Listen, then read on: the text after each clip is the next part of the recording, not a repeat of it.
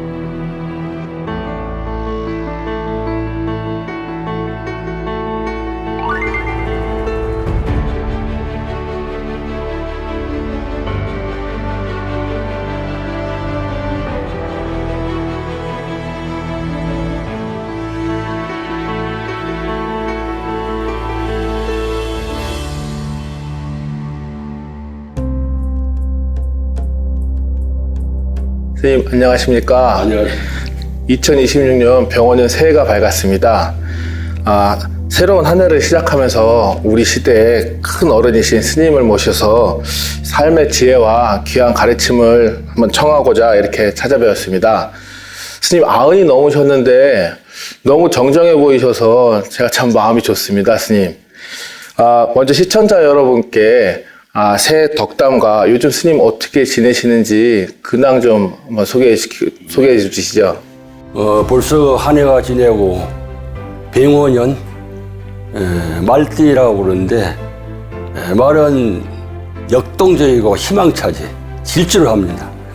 이기 때문에 우리 불자 여러분 또 시청자 여러분들께서는 가정의 행복과 건강과 또 나아가서 성불하는 해가 됐으면 합니다. 네, 스님 감사합니다, 스님. 스님 현재 스님께서 주석하고 계신 곳이 이곳 마포에 있는 서원사인데요. 이게 도심 한가운데 이런 수행 공간이 있다는 게 참 특별하게 느껴집니다, 스님. 산중 사찰이 아니고 이 도심 포교당에 이렇게 주석하고 계신 어떤 연유가 있으신가요? 서원사는 여기가 이제 70년대 1970년대가 조계사에 그때 소임을 보고 있어서 조계사 주지로 그때 당시에 이우락 씨가 좀 인연이 있어요. 전국 신도회장을 할 때 어떤 집을 사가지고 신도의 사무실로 되어 있었어요. 그리고 신도의 사무실로 되어 있는 것을 이제 재단법인 국제불교로 이렇게 인가해가지고 그래 나오는 것을 80년대 이제 내가 그것을 인수를 했습니다. 그래가지고 조그마한 집이었는데 그 집이 이제 이 상자 지원의 상자가 한 4, 5년 전에 이걸 이제 3층을 올렸어요. 그래가지고 지금은 이제 이거 포교를 하고 있습니다. 지금 스님의 어떤 인자하신 모습으로는 제가 좀 상상은 안 가지만 17살에 그 전투경찰로 징집이 돼서 지리산 무장공비 토벌작전에 투입이 되셨다고 들었습니다. 그때의 경험이 스님을 출가로 이끄셨다고 그러던데 그 당시 이야기 좀 얘기해 주시죠, 스님. 예, 그 당시가 참 오래됐습니다. 70년, 80년 됐는데 당시는 내가 태어날 때는 아주 불우한 환경이었습니다. 일제강점기, 또 6.25 전쟁, 또 그 다음에 뭐 가난, 뭐 이렇게 있었는데 지리산이라는 데는 이 빨치산이 많았어요. 그래가지고 이제 공부들이 밤이면은 내려와서 습격을 해가지고 약탈해가지고 하고 향토 수호한다고 해가지고 이제 아주 혼란한 기에 어린 나이에 이제 실제로 만으로는 17살, 18살인데 18살이라도 들어가가지고 약 1년 동안에 걸쳐서 수많은 전투를 치렀어요. 한 방에 습비가 당해가지고 여섯이 있는데 둘 죽고 둘 도망가고 둘이 뭉개가지고 들어가는 거예요. 뭉개가지고 이제 뒤로 뭉개가지고 빠지선한테 두드려 맞으면서 이제 가서 정부를 캐내고 죽이려고. 그래 가다가 마침 그 8사단 그 밑으로 뺄 길이 없어요, 요새가. 그걸로 가다가 도망질 했지요. 도망질 해가지고 그래 살아나왔습니다. 뭐 말할 수 없는 그런 기억고 나니까 잠을 못 자요. 혼란이 와가지고 계속 죽음의 바다로. 그러다가 약수함이라는 데 가서 이제 있으니까 그때 우리 스님 만났지요. 우리 스님 만났는데 스님 만나니까 정말 스님이 막 호랑이같이 무서운 스님이요. 그래가지고 내가 뭐 무서워서 가지도 못했는데 청년 이리 와봐라 그러니까 그래서 그래 네가 그렇게까지 괴롭냐.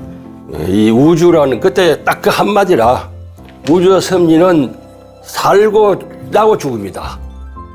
나고 죽음인데 이것을 벗어나려면은 벗어나는 길이 있다. 그래 네가 이제 앞으로 그 길을 찾아올 수 있느냐. 그러면서 가는 거예요. 그래 스님은 어디로 어디 계십니까? 이러니까 나는 오늘 이 실상사에 자고 내일 하엄사로 간다. 그럼 싹 가시 불죠. 그래서 한 달 동안 고민한 거예요. 한 달 동안 고민하다가 내가 그걸 못 가면 죽는다. 그래가지고 가는데 그게 겨울이라. 그때 11월 겨울인데 눈이 막 이렇게 왔는 거예요.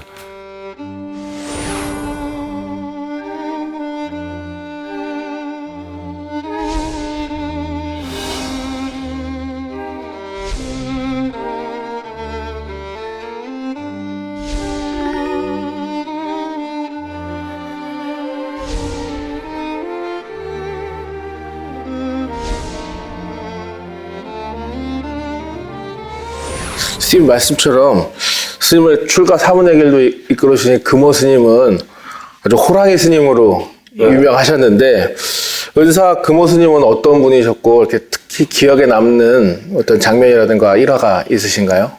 정말 우리 스님은 그 처음에 봐서 예모가 눈이 이렇게 막 부라부라 크고 신체가 큰 키는 많이 안 커요. 이런데 압도돼요.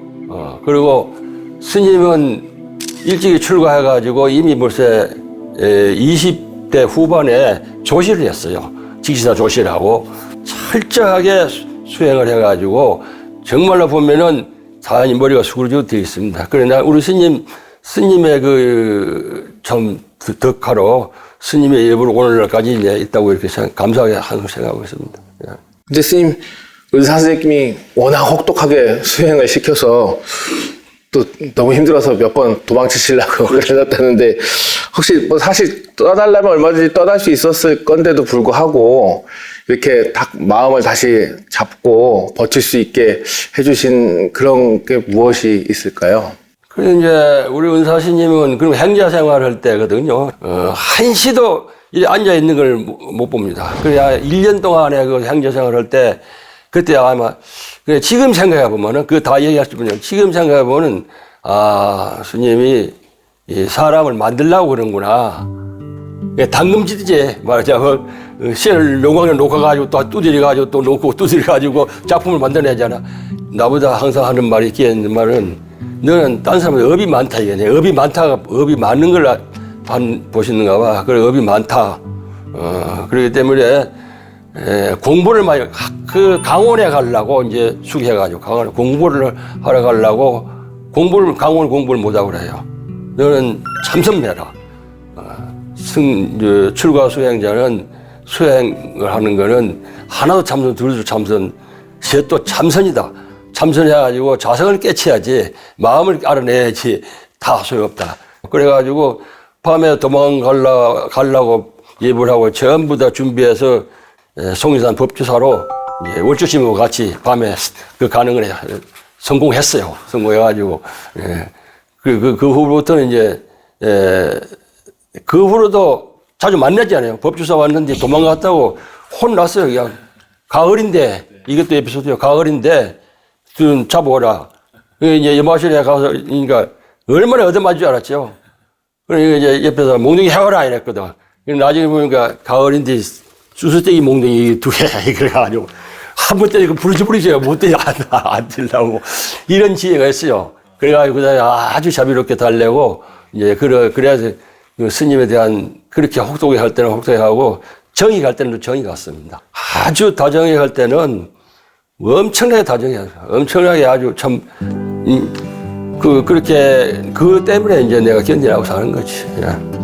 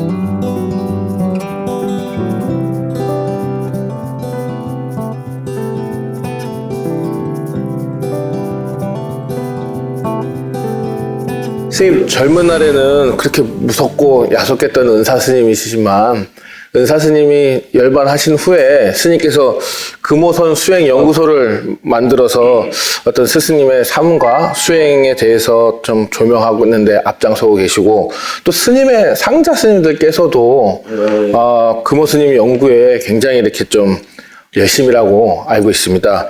지금의 어떤 저를 포함한 후학들에게 어떤 금오 스님의 정신을 설명해 주신다고 하면은 어떤 말씀을 좀 해주시고 싶으신가요? 우리 스님의 그 사상과 정신은 출가승이라면은 철저한 그 계율 사상을 가져야 된다 그래요.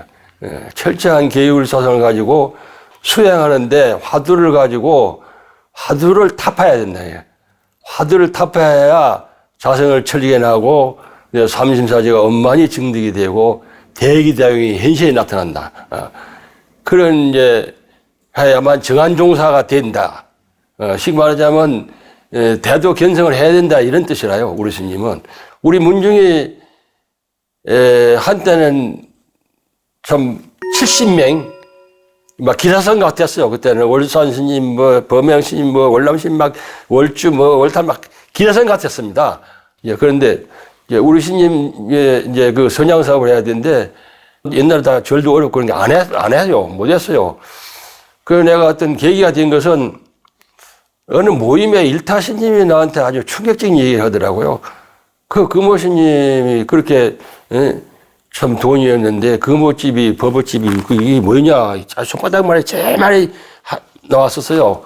그거 하나밖에 없어요. 그거 하나 있고 그때 어떠 정신 바짝 차려보니까 정화불사도 스님이 주역을 했는데 내가 시작을 한 거라요. 그런 시작을 한 거지. 결론은 이제 금오시인과 불교 정화운동 또 금오시인과 한국불교 또 금오진 법어집 이 세 가지를 했는데 금오시인 불교 정화운동 할 때는 그거는 상당히 행사를 크게 했어요.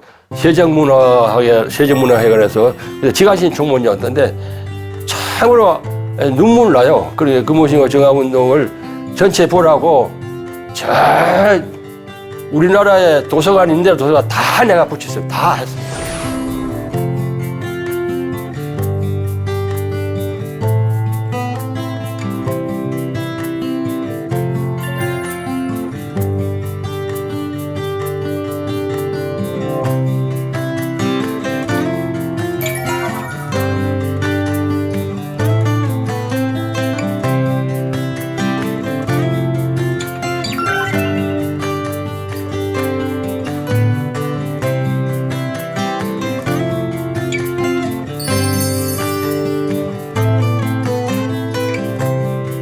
금오 스님께서는 불교 정화운동의 최전선에 서 계셨던 걸로 유명하신데요. 스님께 그 비구 대처 갈등이 한참일 때 스님께서도 은사 스님을 도와서 정화운동을 참여하셨던 걸로 알고 있습니다. 우리 금오 스님이 이 세상에 태어나지 않았으면은 지금 조계종이 태어나지 못해요. 왜 그러냐 하면은 그때 상 일제강점기 그 시기로 봐서 금오신님은 동진 출구해가지고 철저하게 저 금강산으로 다니면서 수행했고, 그러면 일제강점기에는 그래 본산 주지를 임명할 때는 반드시 결혼해야 장가가야 된다 이게요. 그래가 전부 다 파괴를 시킨 거예요. 그런데 그걸 견디나가지고 주지도 않고 다니고, 그런데 이제 일제강점기가 물러나니까 금오신님이 이제 불교 정화를 해야 된다 하고 들고 나왔어요. 그러면 그때 당시에 불교 정화의 가장 핵심적인 인물이 저희라면은 효봉스님, 또 동산스님, 금오스님, 청담스님 네 분입니다. 그러니까 그러면 우선 저를 이제 정화를 해야 되거든요. 그때 상황으로 봐서는 대체성은 7,000명이에요. 7,000명에 전부 다 유학 나오고 대학 나오고 돈 많고 절 가지고 비구수가 200몇밖에 안 돼요. 걸망지고 다니는 사람이요. 어떻게 해요? 결론을 파헤치지요? 안 되죠. 그러나 스님의 끔찍한 그런 그 하나의 원력으로 모였어. 끌어 모아가지고 이제 발기인도 금오신님이고 정화 추진위원도 금오신이고, 그래가지고 정화가 시작이 됐는데 지루한 정화가 됐습니다. 그러니까 53년에 시작해가지고 끝이 난 거는 67년 대법원 우리가 승소해가지고 정화 끝난 거예요. 대법원에 승소해가지고. 정화는 성공을 했지만은 앞으로 후학들이 잘 끄고 더 성공을 시켜야 된다. 이런 말이죠.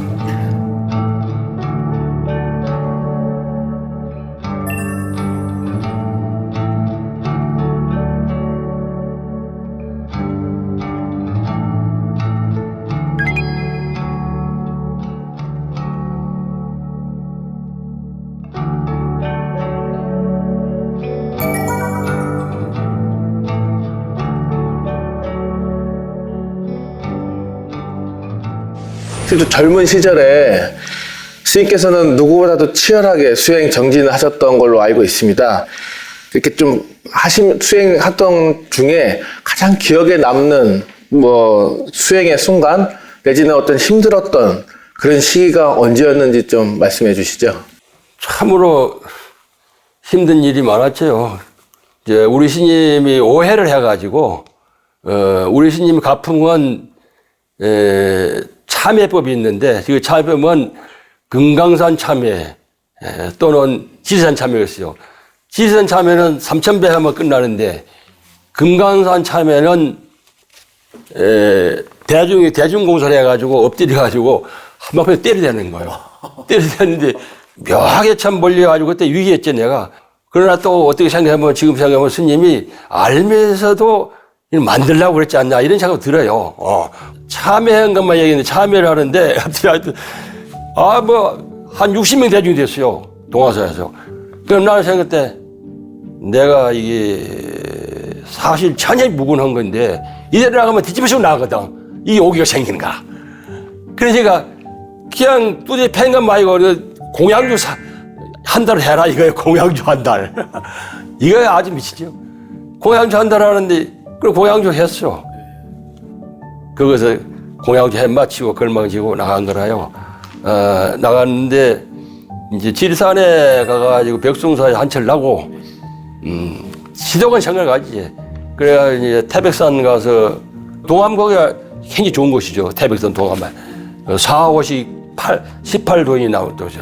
3호식 3변이 호식이라고 하나가 남았다는 게 그 도인대로 가자 우리 그랬어요. 예, 그 호식 계행을 잘못 지키면 그 호랭이한테 묵히고 호랭이 실제 내가 거기서 호랭이 내려온 걸 봤다니까.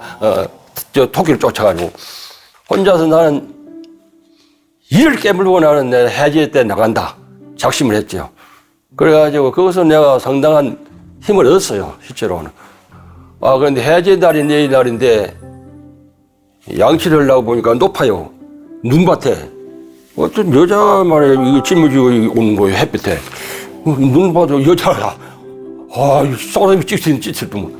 그게 물어보니까 저 아버지를 불공을 해주기 위해서 기도를 했다고 해서 내일 기도를 하러 왔다고 그래.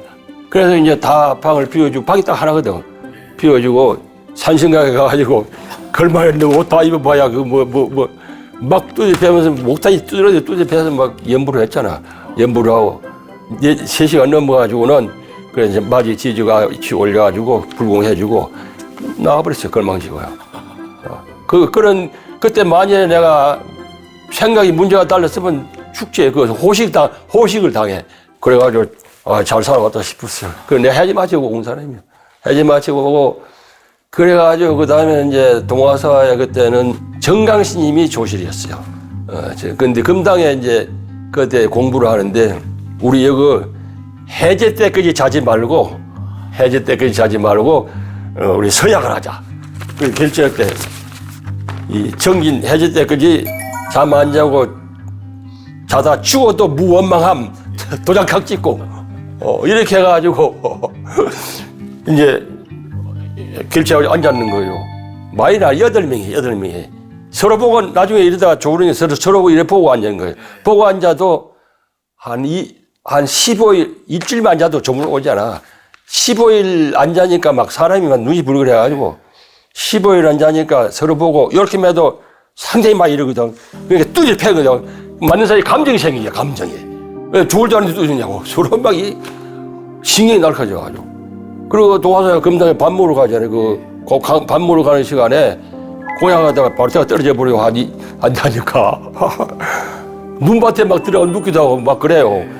그런데 월산스님 주지스님이 빨리 이거 안 하면은 사람이 죽을 것 같으니까 구두장 파버린다고 막 구두장 꽃게를 가지고 야단하니까 했어요. 이게 21일 만에 앉아봤어요. 21일 만에. 21일 앉았는데 참으로 힘들었지. 그런데 그때가 공부가 되는 건 아니라 그거나. 그래도 그 다음에 참선해봤잖아. 1시간 앉았으면 막 딥히고 힘들잖아. 1시간을 식은 좀 묵혀. 몸에 조복을 완전히 받은 거라.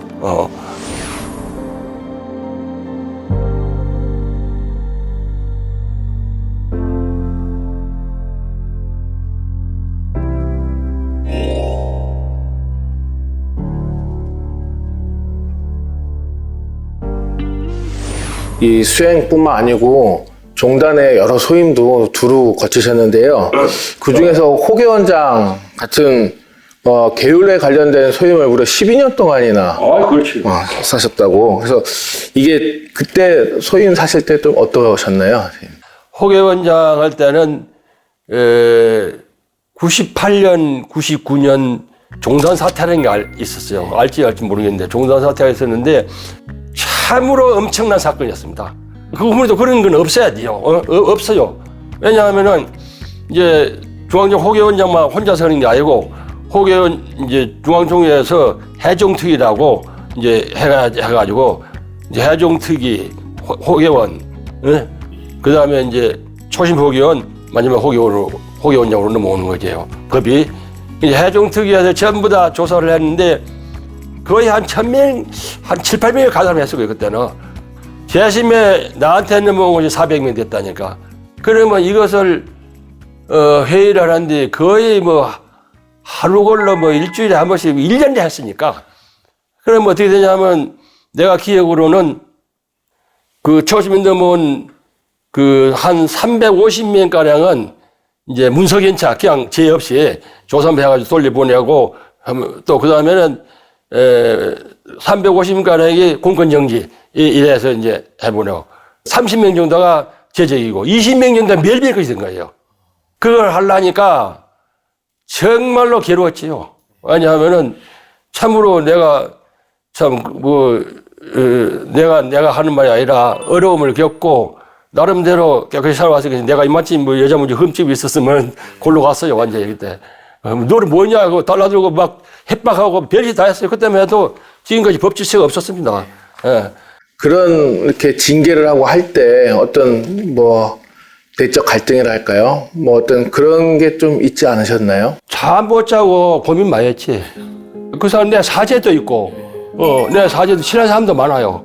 친한 사람도 많은데 그걸 하지 않으면 안 돼. 예.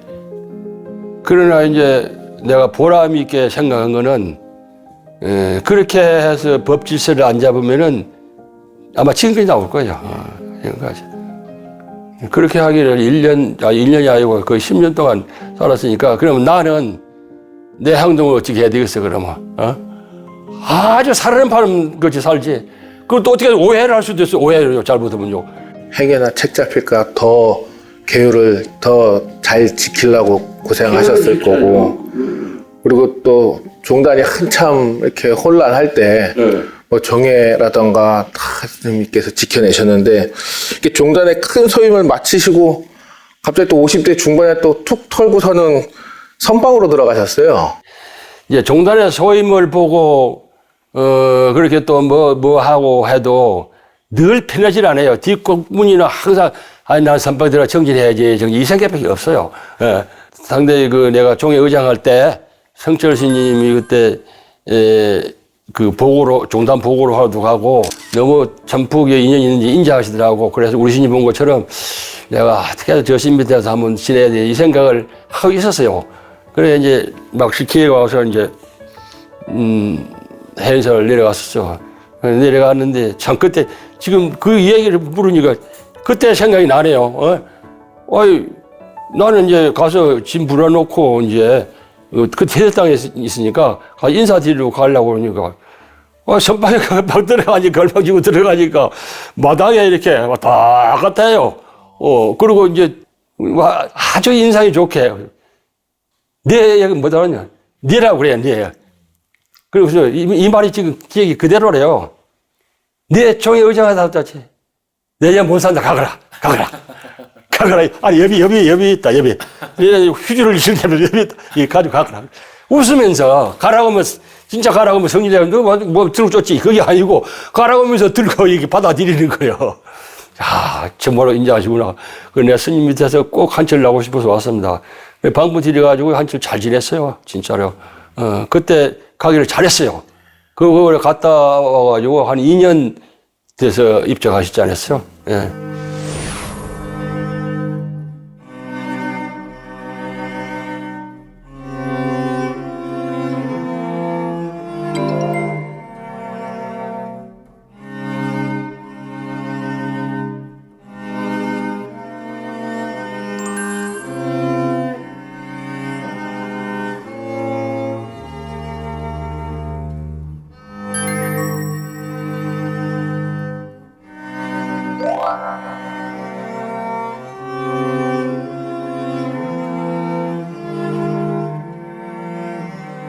그 해인사에서 성철 스님이랑 같이 수행하시면서 어떤 기억에 남는 일화라던가 스님 가르침 생각나는 거 있으면 말씀해 주시죠. 네.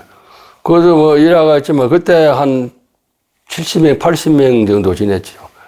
예. 그런데 이제 늘 돌아다니다가 걸머지고 다니다 보니까 잘 정리가 안 돼요. 그래서 이제 원영심한테 태수장한테 가서 다시 하도를 한번 점검해봐야 되겠다. 한번 가보자 하니까 그래 갔어요. 가서 이제 스님 원영심이 말하더만 스님이 하두 때문에 왔습니다. 스님은 그래. 다음 때는 또 인정하지만 아주 냉정해. 그래. 월설하고 예언은 아니지. 예언은 아니지. 그럼 이거 뭔 소리? 예언하는데 뭔 소리예요? 3,000배 하고 와서 물으란다 이게. 어이구.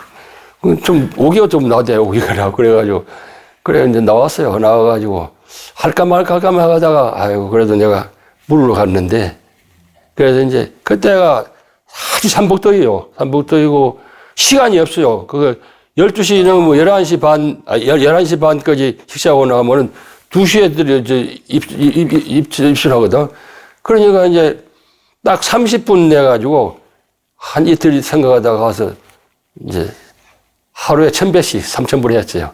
하루에 1,000배씩 하도 그냥 참 빨리 하려니까 막 이 장삼비고 물에 들어갔다 나온 것처럼 막 옆에 장례각 지키는 스님이 막 소금을 대다 주고 막 해다 주고 그래 했는데 그래 3,000배하고 딱 안 가봤어요. 몇 번 안 갔어요. 그래 한번 가보자. 그래서 내려가서 이제 진짜 좋은 말씀, 그건 좋은 말이지. 내가 해냈다는 나는 자부심이지. 에? 그러니까, 그래, 잘했다. 여기에 그 스님은 써놓은 거 있어요. 그래서 이런 종에다가 이렇게 이제 마상근 화두 여하시 불법되니까 마상근이야 어떤 것이 부처님이가 삼석언이라 부처님 모르는데 어째서 삼석언이라 했는고 하고 딱 보니 어째서 여가 맺힌 거예요. 어째서 딱 성철해가지고 이렇게 펜글씨로 써가지고 쓰고 이거는 좁은 거죠. 이거 가져가라 이게. 그런데 와서 생각하니까 이게 3,000배짜리가 이렇게 생각이 되겠지. 하지만은 그 내용이 있어요. 하지만 내가 해냈고 내가 이게 힘들게 한 거 이것이 바로 화두구나. 그 많이 느꼈어요. 그래서 그러니까 그러는 이제 내가 성철 스님에 대해서 존경하고 같이 한때 살아보니까 성철 스님은 대단히 수행자고 대단히 검소하고 대단히 어른가 없이 이렇게 그 아이들을 천진불 아이들을 좋아하잖아요. 그래가지고 그 스님이 그렇게 인자하시고 참으로 지금도 기억나고 나도 내가 그 많이 하려고 했고 그때도 상했지만 네가 불기자심해라. 내가 오늘 내 말 속이지. 자기 답 속인다. 불기자심 얘기를 많이 해요. 자기를 속이지 말라 이거예요. 그 얼마나 그 의미를 한번 생각해봐요. 자기를 속여 사는 게 많잖아. 잘못된 거.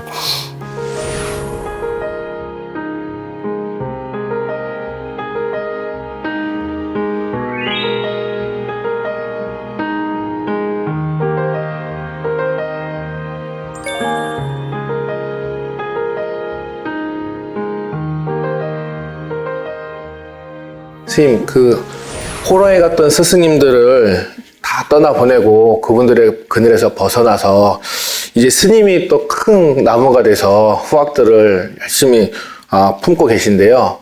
만약에 스님, 다음 생에 이렇게 또 다시 태어나신다면은 또 똑같은 길을 택하실 것 같으신가요? 예, 지금 이제 후학들한테는 내가 나이가 이 정도로 살아보니까 30대에서 40대에 가장 중요해요. 나이가 많으면 노인불수, 파거불행이 노인불수라고 있잖아. 이게 마음을 있어도 안 돼요. 안 되니까 이제 40대 안에 확실히 깨쳐야 돼요. 저 천왕봉 그제 가려고 이제 중간에 봉우리 있잖아요. 여기가 봉우리라고 올라가기 힘들고 해서 내려버리면 천왕봉을 못 가요. 그렇지. 완전히 확철되어 해가지고 성불을 할 때까지 조그마한 경지가 나타났다고 그건 아니다. 그 경지는 스님도 열심히 하면 나타납니다. 그건 끝에까지 가야 돼요. 예, 그걸 꼭 부탁하고 싶고 지금 뭐 내가 전반전에 치열하고 싸웠고 후반전에도 엄청나게 참 열심히 이제 연장전이거든. 연장전에서 제일 마음이 편해요. 그렇지만은 한 가지 이렇게 뒷공무니에 이게 아쉬운 거는 내가 확철대오를 못했구나. 그리고 내가 만약에 다음 생에 간다면은 반드시 다시 내가 동진출어가 태어나가지고 이 일을, 못다한 일을 완전히 마쳐야 된다. 이제 이것이 내 소원입니다.